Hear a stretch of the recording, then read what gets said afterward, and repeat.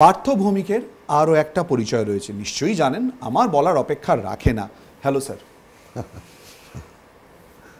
এই ডায়লগটা আপনার মুখ থেকে তো অবশ্যই করে শুনবো, কিন্তু অভিনয়ে আসা হঠাৎ করে বোধহয় নয়, পারিবারিক সূত্রেই বোধহয় এগোনো। কি করে একটু যদি গল্পটা শুনি। মানে নো ব্যাপার না, ব্যাপারটা হচ্ছে আমি রহরা রামকৃষ্ণ মিশনের ছাত্র ছিলাম। আচ্ছা। এখন যিনি বেলুর মঠের সেক্রেটারি মহারাজ সুবীরানন্দজি, তিনি আমাদের মাস্টারমশাই ছিলেন। তখন কেষ্ট মহারাজ ছিলেন রহরায়, হরি মহারাজ তিনি আমাদের প্রধান শিক্ষক ছিলেন, গিরিজা মহারাজ ছিলেন, কেউই বেঁচে নেই সুবীরানন্দ মহারাজ বাদ দিয়ে। মিশনে থাকার পড়াশোনার জন্য আমি আমার বর্ন অ্যান্ড ব্রট আউট হচ্ছে আমার মা বাড়ি সোদপুর, আচ্ছা। বার্মাশিল কলোনি, পানিহাটিতে। তা স্বাভাবিকভাবে যেখানে আমি বড় হয়েছি ওখানে একটা পুকুরকে কেন্দ্র করে একটা পুকুর, তার পাশে একটা মাঠ, ছোট খেলার মাঠ, সেটাকে ঘিরে 28টা বাড়ি, একটা ছোট্ট পাড়া। সেই পাড়ার মধ্যেই আমরা বড় হয়েছি, কিন্তু ছোটোবেলা থেকেই ওই পাড়াতে, মানে আমি যখন ক্লাস 4-এ পড়ি তখন আমি ছাত্রের পরীক্ষা নাটক করেছি। আমি যখন ক্লাস 3-তে পড়ি তখন আমি ওই মঞ্চে দাঁড়িয়ে আবৃত্তি করেছি।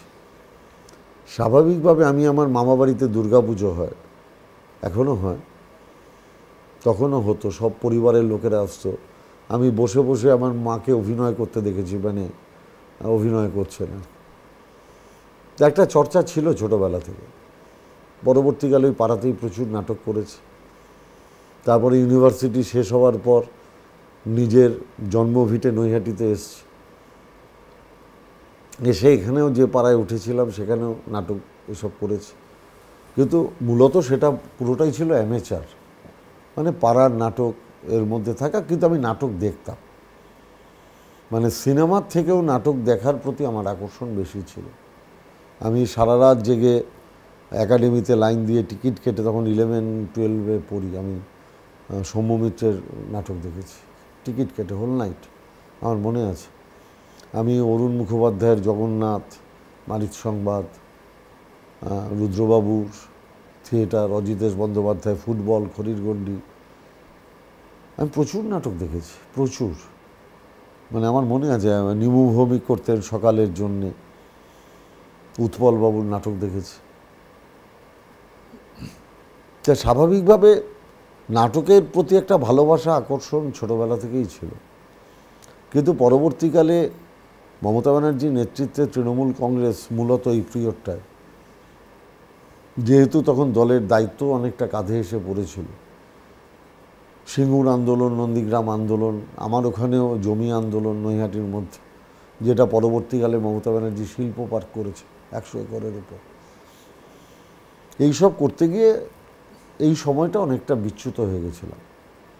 আমি এমএলএ হওয়ার পরে আমার থিয়েটার, এই যে কলকাতায় করি কিংবা এখন সারা বাংলা কিংবা ভারতবর্ষেরও বিভিন্ন জায়গায়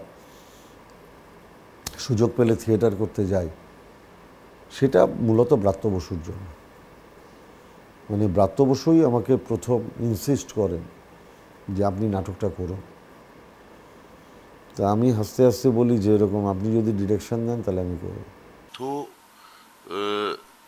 তখন এমএলএ, তো আমি তখন সঞ্জয় নাগের সিনেমা পাড়াপাড়ে একটা মেজর রোলে অভিনয় করি। তো যেহেতু অভিনয় নিয়ে খুব উৎসাহ ছিল এবং পার্থ চাইতো অভিনয়টা করতে, তা আমি সঞ্জয় নাগকে, ওই ছবির সূত্রেই আলাপ হয় সঞ্জয়ের সঙ্গে আমার। সিনেমায় পার্থ সেক্ষেত্রে প্রথম অভিনয় কিন্তু পারাপার, সঞ্জয় নাগের সিনেমা। ওরা ছোট চরিত্র অভিনয় করে, কিন্তু খুবই পার্থ ভালো অভিনয় করেছিল। আমি ওকে আমার নিজের ছবি, মানে একটা খুবই বড় স্বীকৃতি পাওয়া সিনেমা ডিকশনারি, সেই ডিকশনারিতে আমি পার্থকে অভিনয় করাতে নিয়ে আসি। মন্ত্রী হওয়ার পরে ও যখন আবার প্রলয়, আমাদের ভাতৃপ্রতিম এমএলএ রাজ চক্রবর্তী, বিখ্যাত পরিচালক, রাজ যখন ওকে আবার প্রলয় সিরিজে পার্থকে সুযোগ দেয়, আমি বলবো যে ও পার্থ যদি বলে থাকেন যে আমার হাত ধরে সিনেমা এসেছিল, এটা সত্য, কিন্তু অভিনেতা পার্থ ভৌমিককে সিনেমায় প্রতিষ্ঠা দিচ্ছেন রাজ চক্রবর্তী। তো ব্রাত্য বসুই আমাকে প্রথম উনি নির্দেশনা দেন মেঘে ঢাকা তারা নৈহাটি ব্রাত্যজনের। ব্রাত্য বসুর বিশেষ পৌলমীও ছিলেন, সুভাষিস দা ছিলেন, সুরঞ্জনা দাশগুপ্ত ছিলেন, সুরঞ্জনাদির মেয়ে কথাকলি ছিলেন। আমি ওখানে অনিল চ্যাটার্জি যেটা সিনেমায় করতেন ঋত্বিক ঘটকের, আমি অভিনয়টা করেছিলাম। প্রথম দিকে খুবই অস্বাচ্ছন্দ্য ছিলাম, এত বড় বড় আর্টিস্ট, ভিতরে ভয় ছিল। ব্রাত্যই আমাকে উৎসাহিত করেছিল, ব্রাত্য বোস, যে কোনো ব্যাপার না, লোকে ভালো বলছে, একটা কনফিডেন্স পেয়েছিলাম।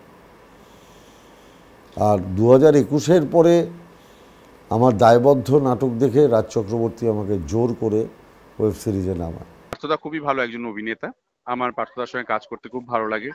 পার্থদার চরিত্র প্রথম যেটা কাজ করি আবার প্রলয়তে, ওনার যে চরিত্রটা ছিল আর কি, করালি। পার্থদা অভিনয় করতে ভালোবাসে, কালচারাল জগতের মানুষ, পলিটিশিয়ান তো বটেই।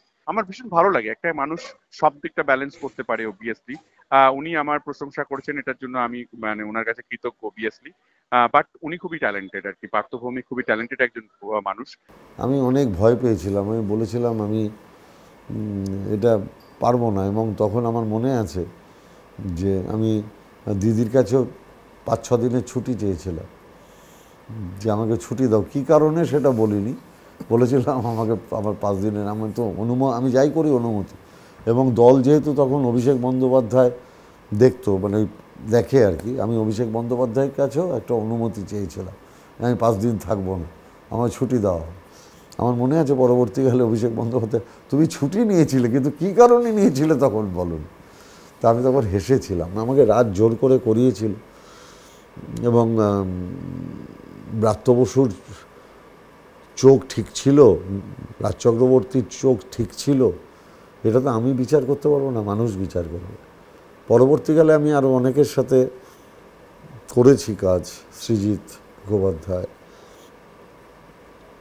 রাজ চক্রবর্তীর সাথে আরেকটা কাজ করেছি।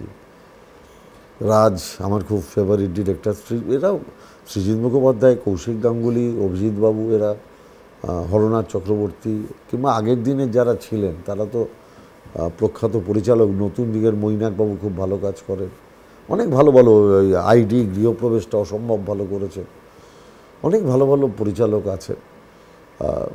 সৃজিতবাবু আমায় ডেকেছিলেন, আমি অভিনয় করার সুযোগ পেয়েছি, এবং সেটা আমার খুব মনের পছন্দের একটা চরিত্র রামকৃষ্ণদেব। কারণ আমি তো রামকৃষ্ণ মিশনে পড়ে বড় হয়েছি। আমি তো মনে করি ওই হিন্দু ধর্মটাই আসল হিন্দু ধর্ম। হিন্দু ধর্ম তো সারা বিশ্বে সমাদৃত ছিল না, পরিচিত ছিল না। সারা বিশ্বে তো হিন্দু ধর্মকে পরিচিতি দিয়েছিলেন স্বামী বিবেকানন্দ শিকাগো সম্মেলনে বক্তৃতা করে। আর হিন্দু ধর্মের প্রধান কথাটাই তো বলেছিলেন রামকৃষ্ণদেব, যত মত তত পথ। মমতা ব্যানার্জি তো সেই হিন্দু ধর্মের কথাই বলেন। আমরা তো সেই হিন্দু ধর্মেরই পূজারী, আমরা তো সেই হিন্দু ধর্মকেই অনুসরণ করি। তাই যখন ওই রামকৃষ্ণদেবের চরিত্রটা আমাকে করতে বলেছেন, এর জন্য সৃজিত মুখোপাধ্যায় এবং অতি অবশ্যই প্রযোজক রানা সরকারের কাছে আমি খুব কৃতজ্ঞ যে তারা আমাকে এই চরিত্রে ভেবেছেন। এটা আমার স্বপ্নে পাওয়া একটা চরিত্র।